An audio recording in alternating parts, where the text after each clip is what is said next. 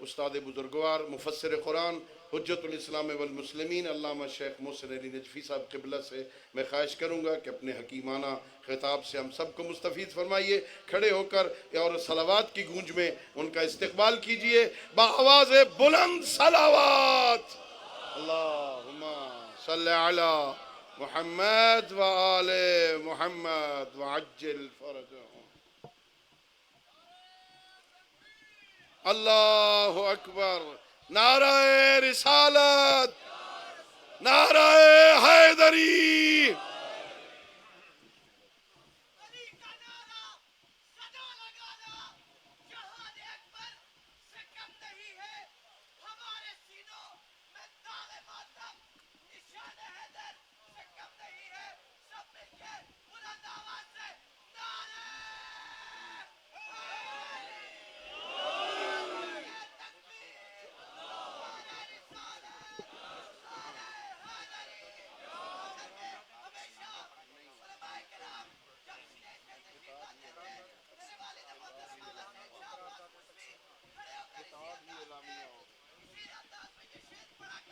بس کرو بیٹا، بیٹا ٹائم نہیں ہے بیٹا.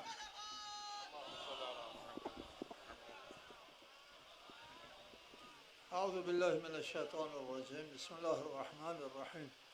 الحمد للہ ولیہ والصلاة علی نبیہ والمیامین من آلہ. علماء کرام السلام علیکم. میں سب سے پہلے ہمارے سرمایہ ملت حضرت آیت اللہ سید حافظ اعجاز قبلہ قائد ملت جعفریہ، ان کے زیر سایہ ہم یہ اجتماع کر رہے ہیں، ان کے شکر گزار ہیں ہم. اس کے بعد آپ کی نہایت شکر گزار ہے. ایک مختصر وقفے کے ساتھ ہم نے بلایا تھا، شارٹ نوٹس جو کہتے ہیں. آپ نے بھرپور حاضری دی اور ایک بیداری کا ثبوت دیا جو آپ کے علماء کی تاریخ میں اس قسم کا اجتماع ثبت رہے گا انشاءاللہ تعالی. ہم پاکستانی ہیں، پاکستان ہمارا وطن ہے. حب الوطن من الایمان. ہم اس وطن سے محبت کرتے ہیں. ہم اس وطن کو بہترین وطن سمجھتے ہیں. بہت سے جو مقامات ہیں، بلاد ہیں، سب سے بہتر ہمارا وطن ہے. سب سے فیاض ہمارا وطن.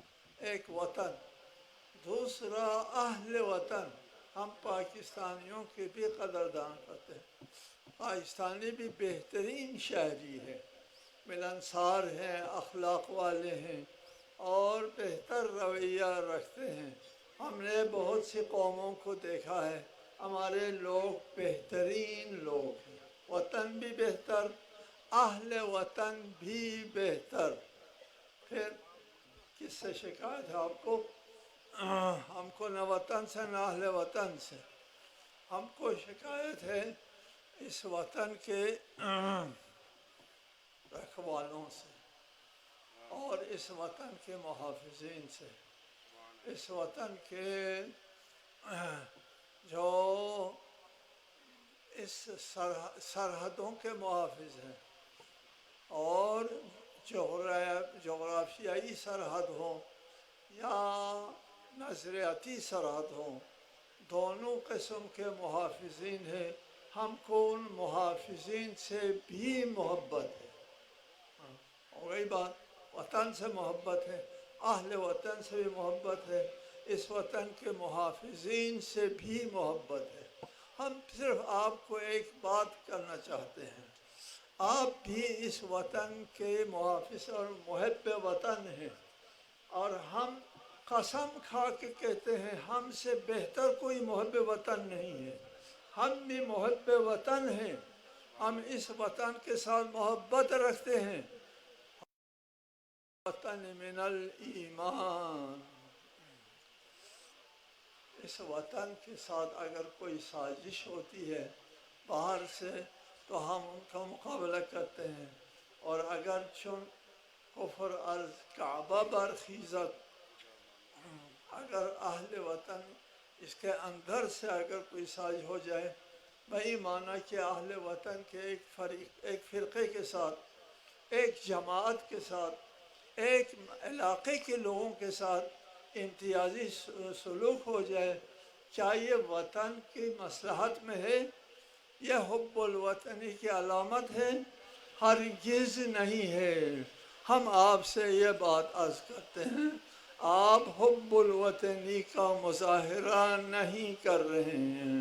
ہم حب الوطنی کا مظاہرہ کرنے کے لیے اس اجتماع کو بلا کر آپ سے بات کر رہے ہیں، پیار سے بات کر رہے ہیں، آپ سے پیار سے بات کر رہے ہیں کہ آپ اس وطن کے ساتھ محبت رکھیں۔ ہم بھی اس وطن سے محبت رکھتے ہیں۔ ایک بات۔ دوسری بات لمبی نہ ہو، دوسری بات جو عناصر ہیں تکفیری، مجھے تھوڑی بات تکفیریوں سے بھی کرنا ہے۔ تکفیری جو ہے وہ پاکستانی میں شمار نہیں ہوتے، پاکستان کے محافظین میں بھی شمار نہیں ہوتے، جن کا میں نے ابھی ذکر کیا ان میں سے کسی میں تکفیری شامل نہیں، وہ شمار نہیں ہوتے۔ ان کے بارے میں مسلمانوں سے، محبین اہل بیت سے، شیعہ سنی کی بات نہیں کرتا ہوں، محب اہل بیت شیعہ سنی دونوں کے اوپر صادق آتا ہے۔ کتنے عاشق اہل بیت اہل سنت میں، علماء میں اور عوام میں، عاشقین اہل بیت بہت زیادہ ہیں پاکستان میں۔ ان کی خدمت میں کہتا ہوں کہ تکفیریوں کو سمجھائیں کہ کافر کہنے کا مطلب پتہ ہے؟ اے جاہلو، تم کو ہمارے جو کتب ہے، صحاح ستہ جو کہتے ہیں، 2 صحیحین 4 سنن، صحاح ستہ میں، یعنی محب اہل بیت علماء سے میں بات کر رہا ہوں، محب اہل بیت علماء سے بات کر رہا ہوں۔ آپ سمجھائیں ان تکفیریوں کو کہ صحاح ستہ میں 162 راوی ہیں شیعہ، اور ان کی روایتوں کو ہم نے گن لیا۔ ہمارے جامعہ الکوثر نے تحقیق کی، 15,600 احادیث شیعہ و راویوں کے آپ کے صحاح ستہ میں موجود ہیں۔ مت کہو کافر، سمجھاؤ نا آپ تکفیروں کو، سبحان اللہ۔ تکفیریوں کو سمجھاؤ اس کا مطلب کیا ہوتا ہے۔ تم کو صحاح سے ہاتھ اٹھانا پڑتا ہے، سنن سے ہاتھ اٹھانا پڑتا ہے، کیا کہہ رہے ہو؟ مت کہو یہ بات۔ میں معذرت چاہتا ہوں آپ لوگوں سے بھی اور علماء اعلام سے بھی کہ میں نے کوئی جسارت کی ہے، اور پھر آپ کا شکریہ ادا کرتا ہوں۔ اللہ تعالیٰ آپ کو اپنے حفظ امان میں رکھیں۔ السلام علیکم ورحمۃ اللہ۔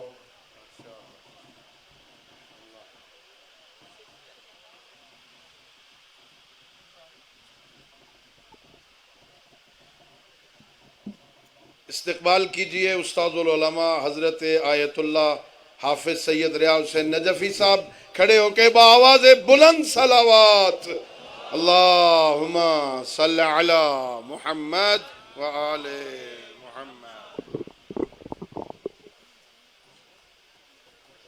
اعوذ باللہ السمیع العلیم من الشیطان الرجیم، بسم اللہ الرحمن الرحیم، الحمد لآلہ والصلاة علی آلہا۔ ماشاء اللہ، بہت بڑا عظیم اجتماع علماء کرام، ذاکرین اعظام، شاعرین اہل بیت، مداحان اہل بیت اور مومنین کا خداوند عالم صحت و سلامتی کے ساتھ طول عمر عطا فرمائے۔ مفسر قرآن حضرت مولانا شیخ محسن علی نجفی صاحب کو اصل میں ان کی تحریک تھی جس میں ہم لوگوں نے بھی حصہ لیا اور یہ جتنے بزرگان بیٹھے ہوئے ہیں ان سب نے بھی حصہ لیا. میں آپ حضرات کا بھی شکر گزار ہوں، ان بزرگان کا بھی شکر گزار ہوں.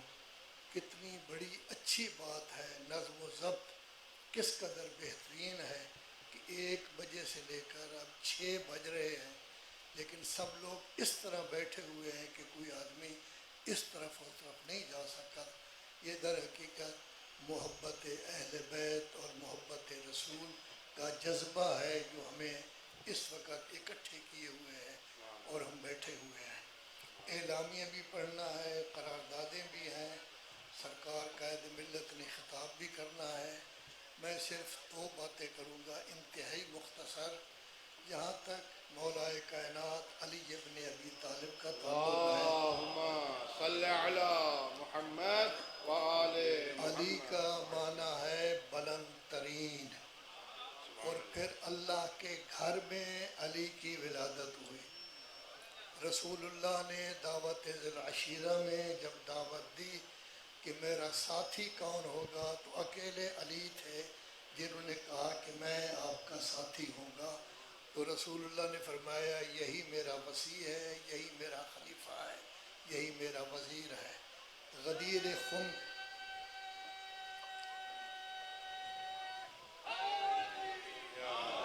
غدیر خم کے موقع پر الیوم اکملت دین کا کمال کب ہوا؟ جب علی کی ولایت کا اعلان کیا گیا. اور پھر اللہ کے رسول نے آیت تطہیر کے علاوہ مباہلہ کے موقع پر علی ابن ابی طالب، ان کی زوجہ محترمہ اور ان کے بچوں کو ساتھ لے کر پوری دنیا کے مسلمانوں غیر مسلمانوں کو سمجھا دیا کہ اسلام کی نمائندگی فقط یہی شخصیات کرتے ہیں. اور آج ہماری فوج محافظ ہے ملک کی، ہم بھی کہتے ہیں وہ بھی یہی کہتے ہیں. ان کا سب سے بڑا نشان حیدر ہے. تو گویا یہ علامت ہے اس بات کی کہ کائنات میں اللہ اور رسول اللہ کے بعد جس کا درجہ ہے وہ مولا کائنات علی ابن ابی طالب. اور جہاں تک عزاداری کا تعلق ہے، عزاداری پہلی عزاداری جناب زینب نے خود شام دمشق کے شہر میں، یزید کے شہر میں یہ عزاداری کر کے بتا دیا یزید تیرا نام مٹ جائے گا لیکن عزاداری کبھی نہیں مٹے گی. کبھی بھی ایسا نہیں ہوا کہ کروڑوں کی تعداد میں لوگ 40 میں جمع ہوں. اب وہاں بھی جمع ہوتے ہیں، یہاں بھی کروڑوں کی تعداد میں. تو عزاداری جا رہی ہے چند تکفیریوں کی بکواس سے، اس میں کوئی فرق نہیں پڑتا. ہمیں جس چیز کی ضرورت ہے اللہ کے فرامین، رسول اللہ کا اسوہ اور سیرت اہل بیت پر عمل کر کے اپنے آپ کو اس قطرہ متحد متفق رکھنا چاہیے. یہی ہمارا بہت بڑا کارنامہ ہے. دنیا کی کوئی طاقت ہمارا بال بھی کا نہیں کر سکتی.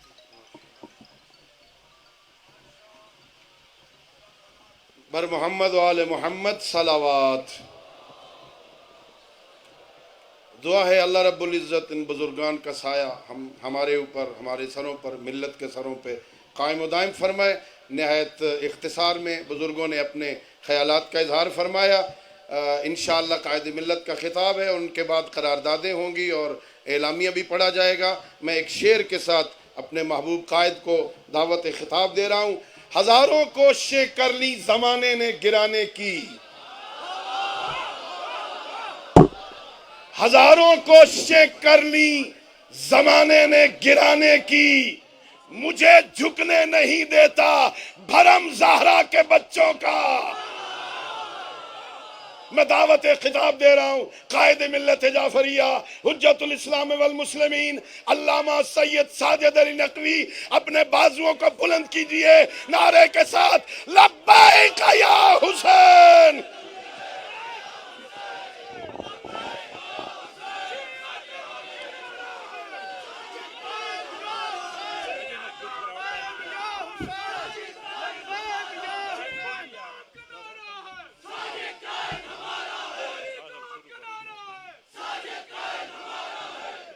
اعوذ باللہ من الشیطان تشریف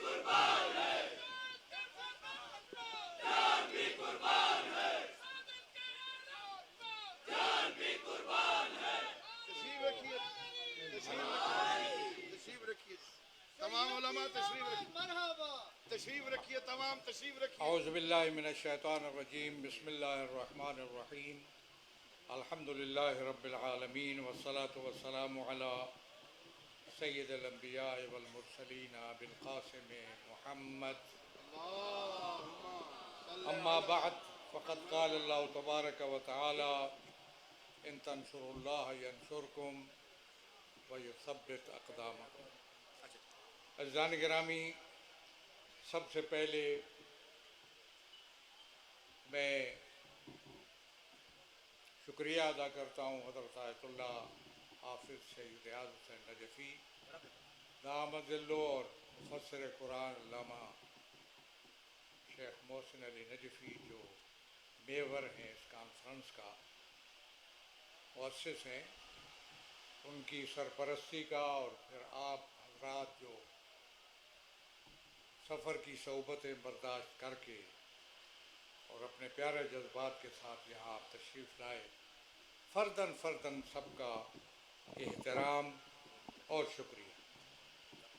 منتظمین نے جس انداز میں بہتر انتظامات کیے اس کا بھی میں شکریہ ادا کرتا ہوں۔ میں سمجھتا ہوں کہ یہ اجتماع کسی بین المسالک پرابلم کی وجہ سے نہیں ہے۔ ایسا نہیں ہے کہ کسی مسلک کی طرف سے کوئی مسئلہ پیدا ہوا ہو اور شیعہ علماء نے اس کے رد کے لیے، اس کے توڑ کے لیے اجتماع کیا، ایسا نہیں ہے۔ یہ کسی مسلک کے خلاف یا کسی مسلک کے حوالے سے نہیں ہے، اور ہم کر بھی نہیں سکتے، اس لیے کہ ہم بین المسالک اتحاد کے بانیوں میں سے ہیں۔ مجھے بتانے دیجئے کہ ایک اور شخص ہے، میں اس کا بھی نام شاید بعد میں بتاؤں گا، اس کے رابطے کے بعد پھر اس اتحاد کا جو مجلس عمل کی صورت میں سامنے آیا یا ملی یکجہتی کی صورت میں سامنے آیا، اس کے بانی ہونے کا اعزاز شیعوں کے نمائندہ کی حیثیت سے مجھے حاصل ہے۔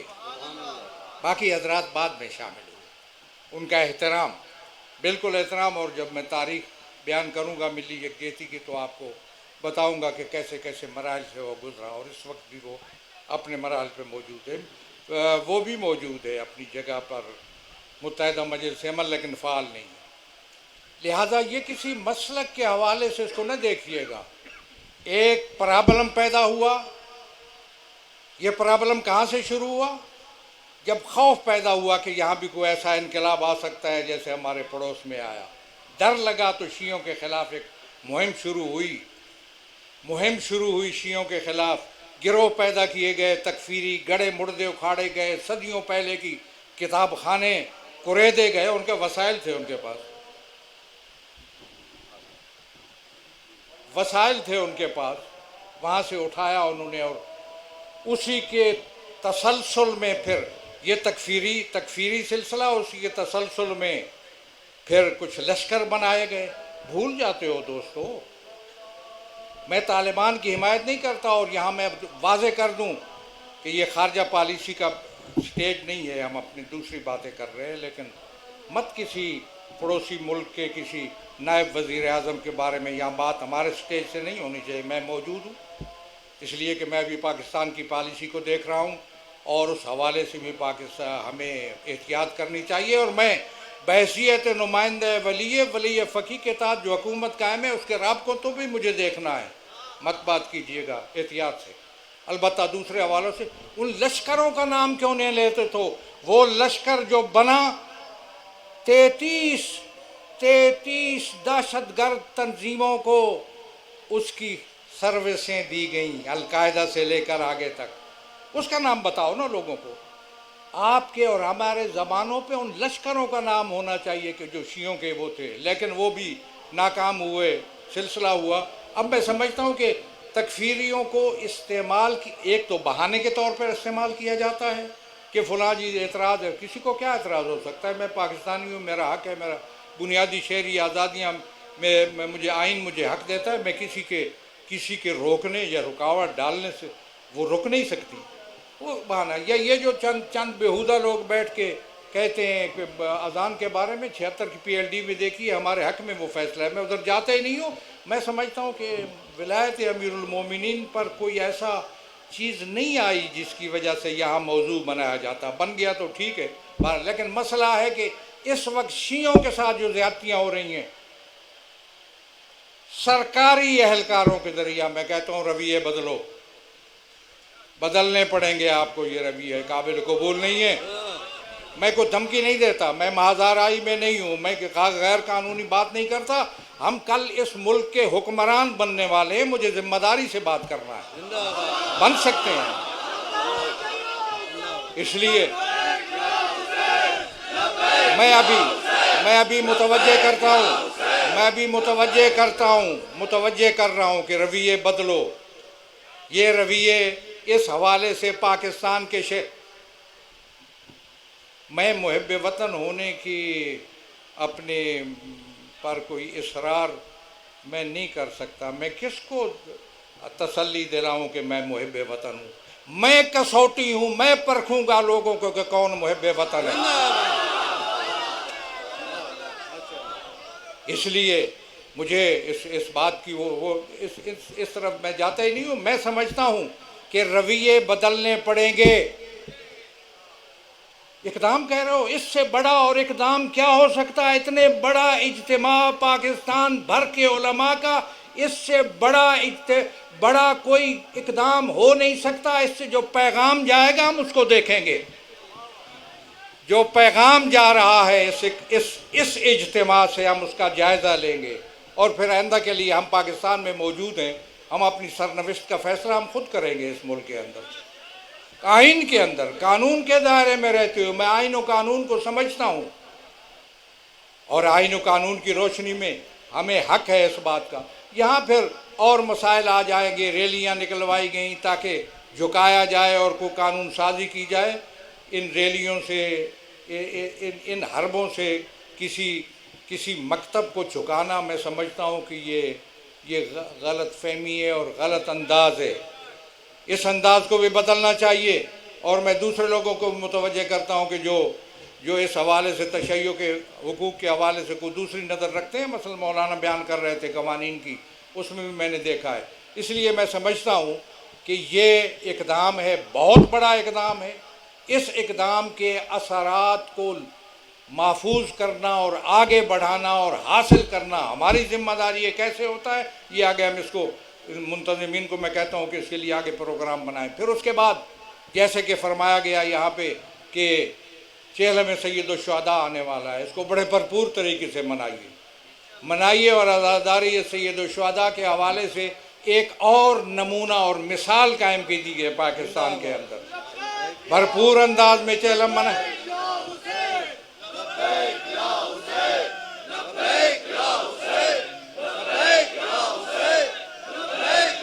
چہلم کو بڑے بھرپور انداز میں منانا ہم سب کی ذمہ داری ہے. یہ FIR اور یہ رکاوٹیں میں سمجھتا ہوں یہ حائل نہیں ہونی چاہیے. پورے جذبے کے ساتھ، پورے محبت کے ساتھ، پورے احترام کے ساتھ عزاداری سید الشہداء کو منایا جانا چاہیے. یہ کسی کے خلاف نہیں ہے، ہمارا بنیادی حق ہے.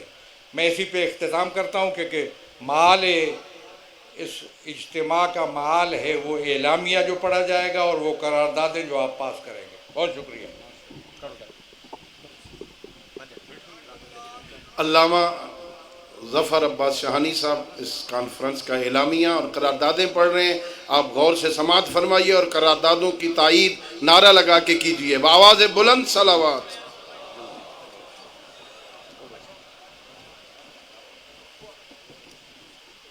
بسم اللہ الرحمن الرحیم. یہ اعلامیہ جو میں آپ کی خدمت میں پیش کر رہا ہوں، یہ مرکزی کمیٹی جن کے میں نے نام آپ کو سنے ہیں اس نے تیار کیا، بزرگان کی خدمت میں بھیجا، وہاں سے منظور ہوا اور اس کے بعد آپ کی خدمت میں یہ پیش کیا جا رہا ہے. بسم اللہ الرحمن الرحیم. مملکت خدا پاکستان، بابائے قوم بانی پاکستان قائد اعظم محمد علی جناح کی مدبرانہ قیادت اور مسلمانان بر صغیر کی انتھک جد و جہد کے نتیجے میں معراج وجود میں آئی، اور اس قیام کے قیام و استحکام کے لیے مکتب تشیع کی بے انتہا قربانیاں تاریخ کا حصہ ہیں۔ ہمیں فخر ہے کہ وطن عزیز کا آئین تمام مسالک اور مذاہب کے ماننے والوں کو آزادانہ طور پر اپنی عبادات اور مذہبی رسومات کی بجا آوری کی اجازت دیتا ہے۔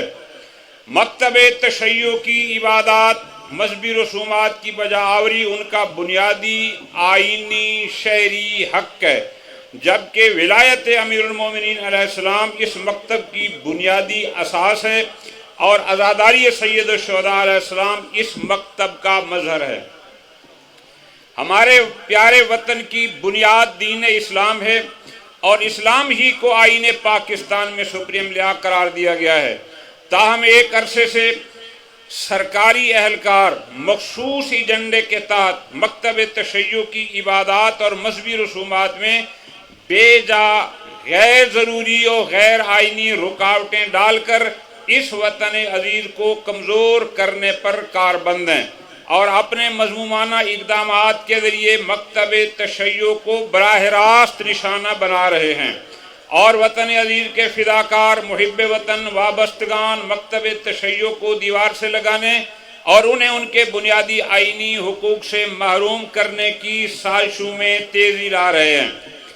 مکتب تشیع کے خلاف ان مذموم سرگرمیوں کو تیز تر کرنے میں قانون نافذ کرنے والے ادارے اور انتظامیہ بھی شریک کار نظر آتی ہے، اور اس طرح ادارے اپنے متعصبانہ طرز عمل کے ذریعے دہشت گردوں کی حوصلہ افزائی کا سبب بن رہے ہیں۔ چنانچہ دیگر حالات و واقعات کے ساتھ ساتھ ملت تشیع کے خلاف تازہ ترین اقدامات نہایت قابل مذمت ہیں۔ ان پر توجہ فرمانا۔ نمبر 1، متنازع قانون سازی کی کوششیں۔ عزاداری سید الشہداء پر غیر قانونی بلا جواز پابندیاں، شیڈول 4 کا بلا جواز اور غیر قانونی استعمال اور سنجیدہ علماء و ذاکرین پر ناروا پابندیاں، یکساں قومی نصاب تعلیم کے نام پر متنازع نصاب کی ترتیب، مکتب تشیع کے خلاف سرگرم عمل تکفیری عناصر کی فعالیت کی حوصلہ افزائی، زائرین کے لیے مشکلات کی حامل پالیسی۔ ہم حکومت وقت اور ارباب بست و کشاد پر واضح کرنا چاہتے ہیں کہ مکتب تشیع قیام پاکستان کے وقت سے اب تک وطن عزیز میں جذبہ حب الوطنی کے فروغ اور اتحاد بین المسلمین کے لیے سرگرم عمل رہی ہے، اور ہمارا موجودہ اجتماع واضح کرنا چاہتا ہے کہ مکتب تشیع داخلی وحدت اور اپنے آئینی حقوق کی پاسداری کے لیے پوری طرح متحد ہے۔ ہم بحیثیت مکتب موجودہ آئین شکن اقدامات پر شدید تحفظات رکھتے ہیں اور ان اقدامات کو وطن عزیز پاکستان کی سالمیت کے لیے ایک گہری سازش تصور کرتے ہیں۔ ارباب اختیار پر واضح کرنا چاہتے ہیں کہ مکتب تشیع کے خلاف ہونے والی ہر سازش اور اس کی عبادات اور مذہبی رسومات بالخصوص ولایت حضرت امیر المومنین علیہ السلام اور عزاداری سید الشہداء کی بجاوری سے متصادم کسی بھی غیر آئینی غیر قانونی اقدام کو کسی صورت میں بھی کامیاب نہیں ہونے دیا جائے گا۔